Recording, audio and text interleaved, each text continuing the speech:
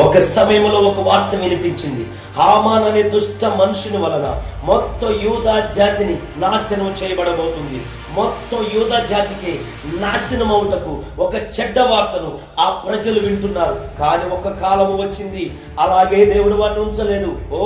గుమ్మము యొద్ద ఉన్న మొర్దెకైకి ఒక మంచి శుభవార్త వినబడబోతున్నది. సాధారణమైన వార్త కాదు, రాజు యొద్ద నుండి వచ్చిన శుభవార్త. ఎంతమంది ఆశపడుతున్నారు?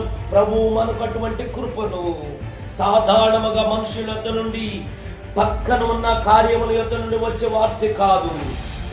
రాజుల యొద్ద నుండి నిన్ను హెచ్చించే, నీ జీవిత స్థితిని గొప్ప చేసే, నీ సేవను ఆశీర్వదించగలిగిన, నీ శరీరమును ఆశీర్వదించగలిగిన ఒక మంచి శుభవార్తను వినేటట్టు ప్రభు కృప దయచేయబోతున్నాడు.